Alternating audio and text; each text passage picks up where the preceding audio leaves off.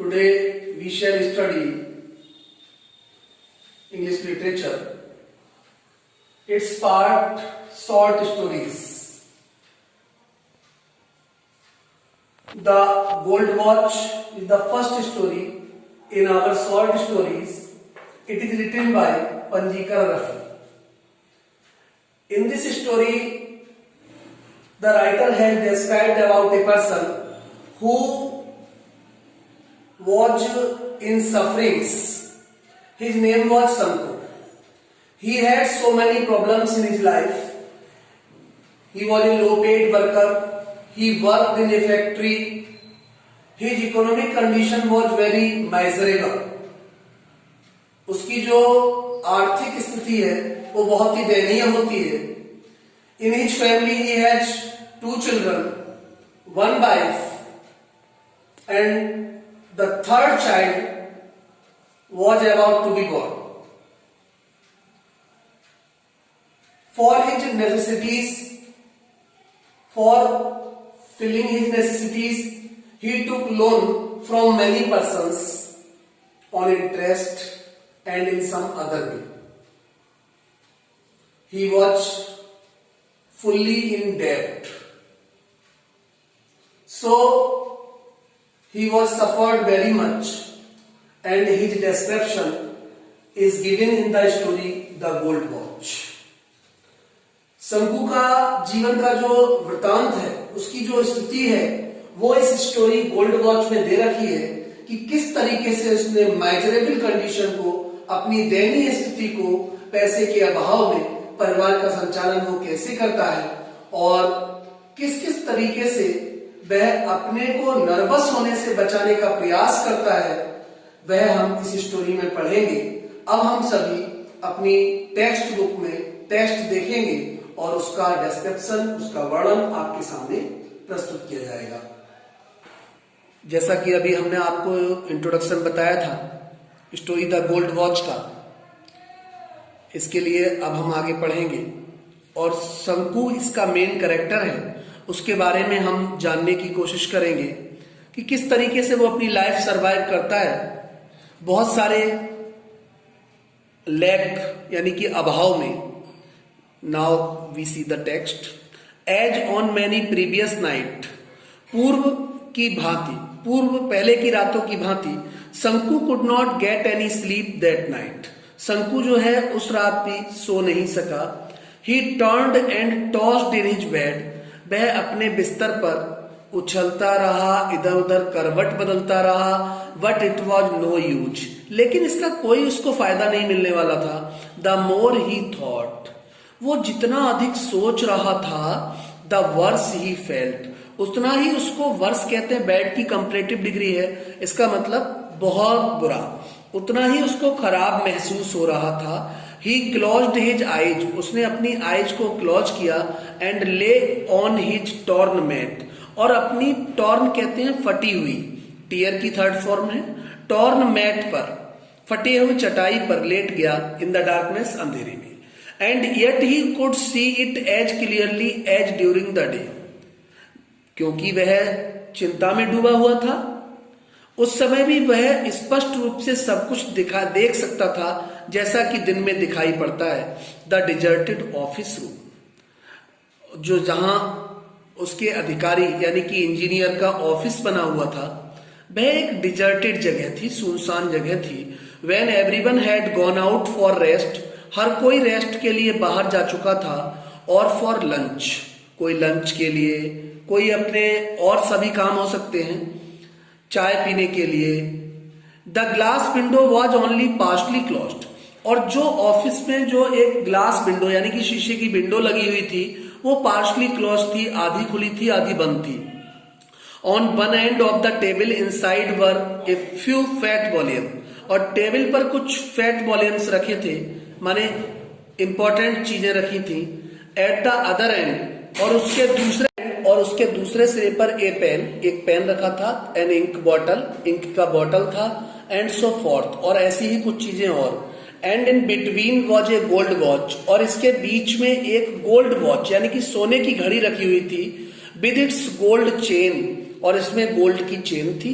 Placed on a book, ये book के ऊपर, किताब के ऊपर रखी हुई थी। ओपन द विंडो, विंडो को खोला, and stretch out your hand about a foot and you can pick it up. वो सोचता है कि विंडो को खोलूंगा और मैं अपने हाथ से इस वॉच को आसानी से उठा सकता हूं। Everyone is out for lunch, सब लोग लंच के लिए बाहर गए थे। नोबडी विल नो, उसकी अपनी मेंटेलिटी है कि कोई व्यक्ति जान नहीं पाएगा कि मैंने वॉच को लिया है। शंकु रिमेम्बर्ड हिज एफर्ट्स, शंकु को बार बार याद आते हैं अपने प्रयास। His cowardice and his vacillation during the past few days, और उसे अपने पास्ट के डेज की, यानी कि बीते हुए समय की उसकी अपनी कॉवर्डाइस, कायरता और अपने नर्वसनेस याद आती है। He had never seen anyone there at that time. He had never seen anyone there at that time, and yet he had been afraid. वो डरा हुआ था, उसके पास कोई दूसरा रास्ता भी नहीं था। He had trembled and felt breathless. वो ट्रेम्बल हो रहा था, कांप रहा था और खुद को ब्रीथलेस यानी कि सांस रहित, हम इसको स्तब्ध अवस्था बोल सकते हैं, महसूस कर रहा था। That was why he had refrained from taking the watch every time. यही कारण था कि हर बार उसने अपने स्वयं के लिए वॉच को स्टील करने से रोक रहा था। वो It would not do to put it off any longer, लेकिन वह अधिक समय तक नहीं रोक सका। If he thought any further, उसने बाद में और थोड़ा चिंतन किया। He would not be able to do anything. He would not be able to do anything. वह कुछ भी करने में एबल नहीं था, समर्थ नहीं था, सक्षम नहीं था। He might even blurt out his intention accidentally. He might even blurt out. अचानक वो चौंक पड़ता है।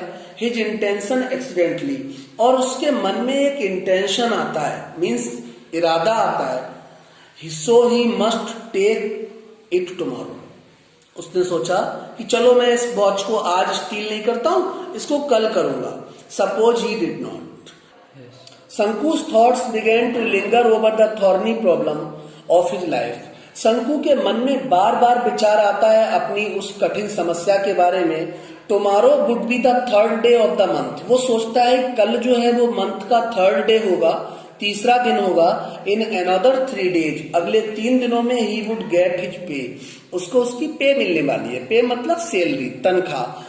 13 रुपीज फॉर 13 days, क्योंकि उस मंथ में उसने 13 days काम किया था तो उसको 13 रुपीज ही मिलने थे। ही हैड टू पे 4.5 rupees for purchase at the store, 4.5 रुपए उसने स्टोर पर खर्च कर दिए जहां से वो कुछ सामान खरीद कर लाया। There would be a balance of 8.5 rupees. अब उसके पास जो बचे हुए शेष पैसे रह गए वो 8.5 रुपीज बचे। He had repaid only 5 out of his 10 rupees he had borrowed from the fund.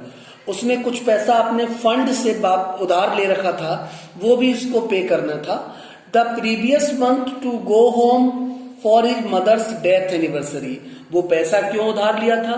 क्योंकि उसे अपनी माँ की डेथ एनिवर्सरी यानी कि जो वर्ष पर जो कार्यक्रम रहता है वो करना था। No he must pay the remaining 5 rupees with interest at 6 paise A rupee a week. और जो रिमेनिंग शेष बचे हुए 5 रुपए जो उसको चुकाने थे वो भी इंटरेस्ट के साथ 6 पैसे ए रुपी, 1 रुपए पर 1 सप्ताह का इंटरेस्ट 6 पैसा। एट द टी शॉप पर भी उसको चुकाना था पैसा। He owed over 3 rupees for 2 weeks, लगभग उस पर 3 रुपए कर्जा था टी शॉप का।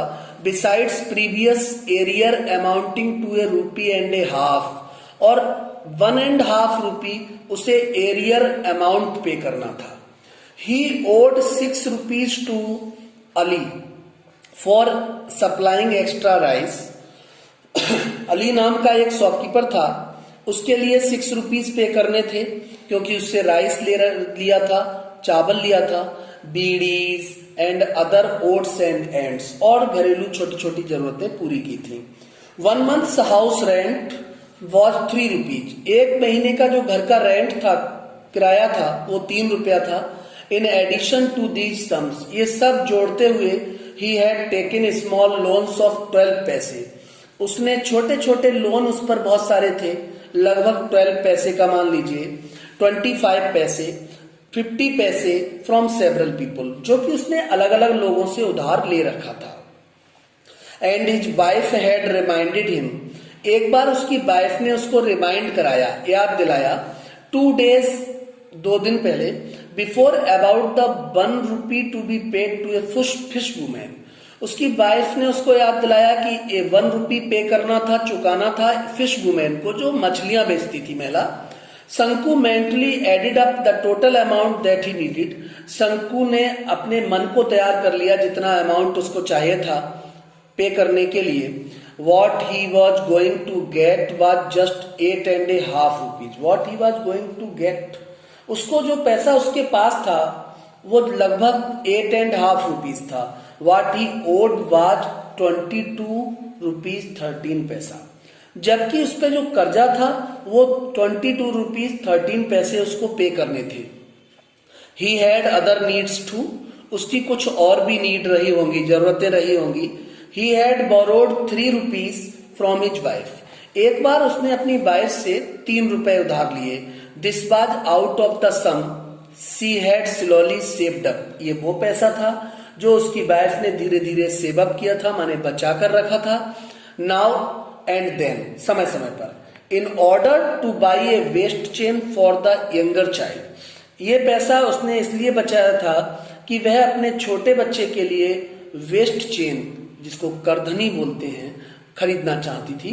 He had assured her, शंकु ने, यहाँ पर ही शंकु के लिए यूज हुआ है, शंकु ने अपनी वाइफ के लिए अश्योर किया, विश्वास दिलाया, that he would buy it out of his pay that month, कि जब उसे उस मंथ की पे मिलेगी, सैलरी मिलेगी, तब वो उसको ये पैसा वापस कर देगा या वो खरीदवा देगा। शंकु's हार्ट बीट अनकंट्रोलेबली फास्ट, शंकु का हृदय बहुत तेजी से अनियंत्रित होकर धड़क रहा था। थ्रू हिज हार्ट बीट्स, उसके हृदय की धड़कनों में, he could hear the harsh voice of, उसे लोगों की तीखी आवाजें सुनाई दे रही थी, of the tea shop owner, कभी चाय के दुकानदार की आवाज, कुचनी नाम का व्यक्ति था, अलीज हालो लाफर, कभी अली के व्यंगात्मक शब्द, and vulgar words, and the irritating talk of Lenappo, और कभी लेनप्पो की गुस्सा भरी आवाज। Who was in charge of the fund, ये जो लेनप्पो नाम का व्यक्ति था, ये फंड का चार्ज संभालता था, फंड का काम देखता था। ही फेल्ट, उसने महसूस किया, that they were all surrounding him like rowdy boys, उसको मन में सोच रहा है कि सब लोग आएंगे और उसे एक आवारा लड़के की तरह चारों तरफ से घेर लेंगे। आर्म्ड विद स्टिक्स, सबके हाथों में स्टिक्स होंगे, डंडे होंगे। Gathering around a stray dog, और वो ऐसे इधर उधर भटक रहे होंगे जैसे कोई पागल कुत्ता होता है। व्हाट ए हॉरिबल सीन, मन में सोचता है वो कि कितना हॉरिबल सीन होगा, कितना भयावही दृश्य होगा। इट अनबियरेबल, शंकु के लिए ये सब अनबियरेबल लगा। अनबियरेबल का मतलब है असहनीय लगा। शंकु turned over on his stomach and thought, शंकु अपने पेट के बल लेटा हुआ था, विचारों में खोया हुआ था। आई हैव नो अल्टरनेटिव, वो मन में सोचता है मेरे पास कोई अल्टरनेटिव भी तो नहीं है, मेरे पास कोई विकल्प भी तो नहीं है, but to pick it up tomorrow, छोड़ो छोड़ो, इस काम को मैं अब कल करूंगा। काम क्या था? वॉच स्टील करना था। Will it not fetch it at least 20 rupees, वरना वो 20 रुपीज लाएगा कहां से? Even 15 will do, 15 plus 8.5, 15 plus 8.5 that is 23.5 rupees. अगर हम 15 और 8.5 को टोटल करेंगे तो ये अमाउंट हो जाएगा 23.5। It will fetch more than 15, और ये अमाउंट 15 रुपीज से, it will fetch more than 15, उसको 15 रुपीज से ज्यादा चाहिए होगा। He would be able to pay his डेब्ट, तब वह अपना डेब्ट चुका पाएगा, अपना कर्ज चुका पाएगा। एंड लिव इन पीस, और सुख चैन का जीवन शांति के साथ जी सकेगा। ए लाइफ फ्री फ्रॉम डेब्ट, और वह मन में सोच रहा है कि उसका जो जीवन है वो डेब्ट से फ्री हो जाएगा, कर्जे से मुक्त हो जाएगा।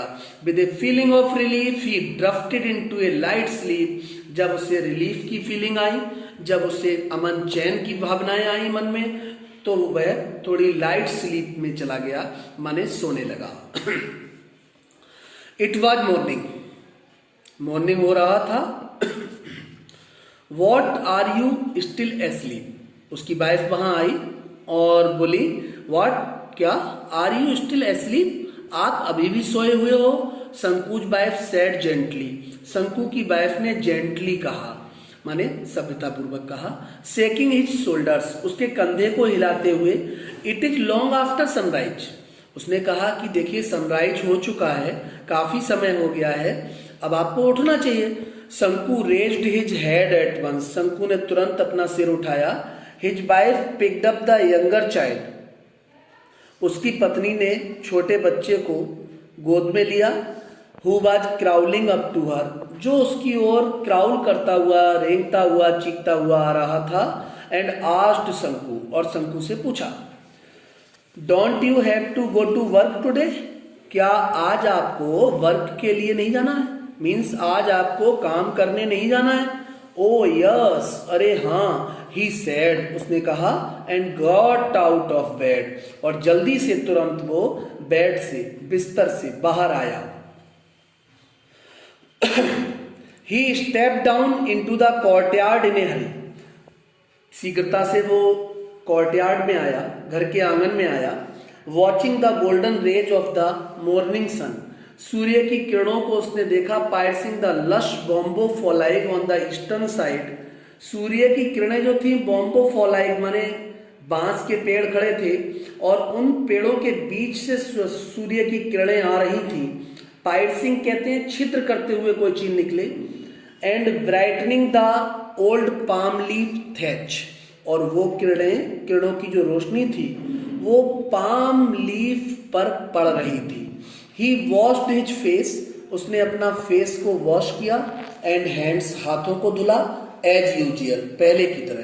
Put on his working cloth, इतना ही नहीं, उसने अपने वर्किंग क्लॉथ पहने, काम धाम करता था जो काम के समय जो कपड़े पहनता था वो कपड़े पहने। And was about to leave for his factory, और रेडी हो गया फैक्ट्री के लिए जाने के लिए जहां वो काम करता था। व्हेन हिज वाइफ सेड, जब उसकी पत्नी ने उससे कहा, लिसन, सुनो, you must buy some ointment for a child, for the child. Shanku की पत्नी ने शंकु से कहा कि जब आप वापस आए तो ऑइंटमेंट लेके आइएगा। ऑइंटमेंट कहते हैं मरहम, बच्चे के घाव के लिए। She through a commanding look at him, शंकु की पत्नी ने शंकु की ओर आदेशात्मक दृष्टि से देखा। शंकु फेल्ट, शंकु को महसूस हुआ that each of the sores on the child's fasting body, उसने देखा कि बच्चे की बॉडी पर, शरीर पर बहुत सारे सोर्स हैं, घाव हैं। Was staring at him in a gruesome way, और वो घूर घूर के उसको देख रहा था। A moment passed in silence, लगभग एक क्षण शांतिपूर्वक बीता। व्हाट सॉर्ट ऑफ ऑइंटमेंट, उसने कहा कौन से मरहम की बात कर रहे हो, किस ऑइंटमेंट की बात कर रहे हो। शंकु आस्क्ड लाइक ए फूल, शंकु ने एक बेवकूफ व्यक्ति की तरह बात की, यानी कि पूछताछ की। ऑइंटमेंट फॉर द सोर्स, उसने कहा मरहम चाहिए बच्चे के शरीर पर जो सोर्स हैं, घाव हैं, उनके लिए। कंटिन्यूड द वाइफ, ऐसा वाइफ ने बोला। यू मीन, आपका मतलब है, you have not seen the sores all over the child's body. Shanku की पत्नी ने शंकु से कहा, इसका मतलब यह है कि बच्चे के शरीर पर जो घाव हैं आपने उनको देखा नहीं। यस, हाउ मेनी पैसे वर्थ ऑफ ऑइंटमेंट। अब वही वाली बात आ गई कि उसके पास जो सबसे बड़ी प्रॉब्लम थी वो क्या थी, वो थी इकोनॉमिक, आर्थिक समस्या थी। फिर वो बात को घुमा फिराने की कोशिश करता है, कहता है हाँ, हाउ मेनी पैसे वर्थ ऑफ ऑइंटमेंट, इस ऑइंटमेंट का कीमत कितना होगा, इस ऑइंटमेंट का कीमत कितना होगा, यानी कि कितने पैसे का ये ऑइंटमेंट मिलने वाला है। डेट्स ये अपनी जो स्टोरी अब तक पढ़ी है आपने, शॉर्ट स्टोरी, ये इसकी हाफ स्टोरी है। फर्स्ट पार्ट हमारा ये कंप्लीट हो गया है। शेष जो बचा हुआ पार्ट है वो आपको नेक्स्ट डे पढ़ाया जाएगा एट 9 o'clock।